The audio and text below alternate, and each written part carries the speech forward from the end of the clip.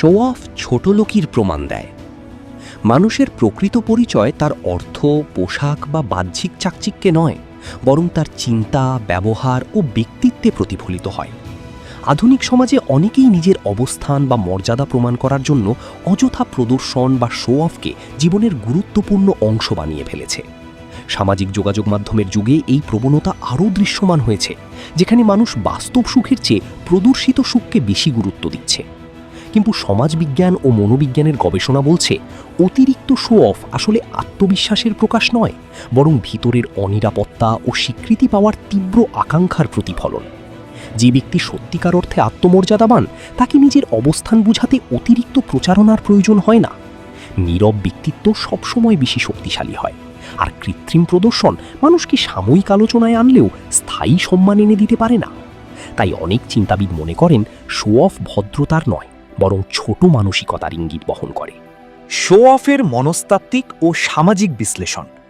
মনোবিজ্ঞানীরা দীর্ঘদিন ধরে লক্ষ্য করেছেন যে আত্মসম্মান কম থাকা মানুষ নিজের মূল্য বাড়ানোর জন্য বাহ্যিক জিনিসের ওপর নির্ভর করে।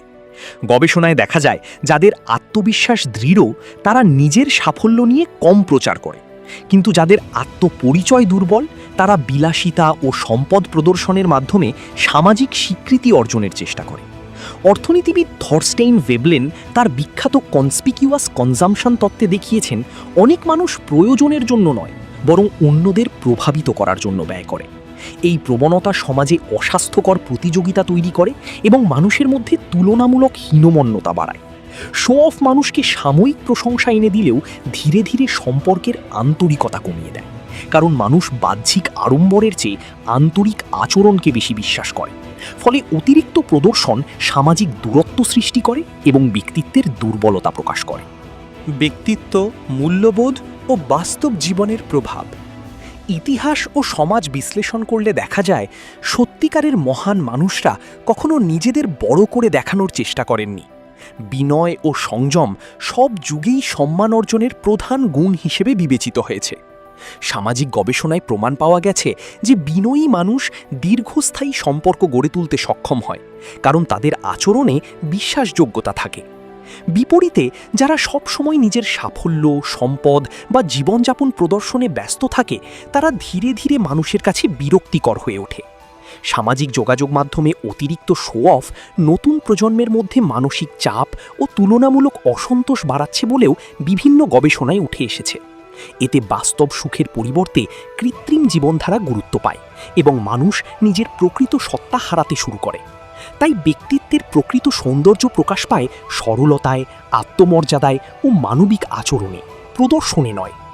শো অফ কখনোই মানুষের প্রকৃত মর্যাদা প্রতিষ্ঠা করতে পারে না, বরং তা অনেক সময় ব্যক্তিত্বের অপরিপক্কতা প্রকাশ করে।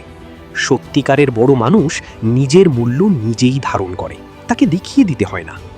বাহ্যিক চাকচিক্য মানুষকে কিছু সময়ের জন্য আলোচনায় আনতে পারে, কিন্তু বিনয়ই দীর্ঘস্থায়ী সম্মান এনে দেয়। যে ব্যক্তি নিজেকে বড় প্রমাণ করতে ব্যস্ত, সে আসলে নিজের ভিতরে শূন্যতাকেই প্রকাশ করে। সমাজে গ্রহণযোগ্য হতে হলে প্রদর্শন নয়, প্রয়োজন চরিত্র, সততা ও মানবিকতা। তাই আমাদের উচিত শো অফের সংস্কৃতি থেকে বের হয়ে সরলতা ও সৌজন্যের চর্চা করা, কারণ প্রকৃত আভিজাত্য থাকে আচরণে, প্রদর্শনে নয়। তথ্যসূত্র: Thorstein Veblen, the theory of the leisure class, American psychological association, self-esteem and social behaviour studies, journal of consumer research, conspicuous consumption research, Harvard business review, humility and leadership studies, social psychology quarterly, status display and social acceptance research. আর এরকম আরও তথ্যবহুল video পেতে চ্যানেলটি subscribe করে সাথে থাকুন।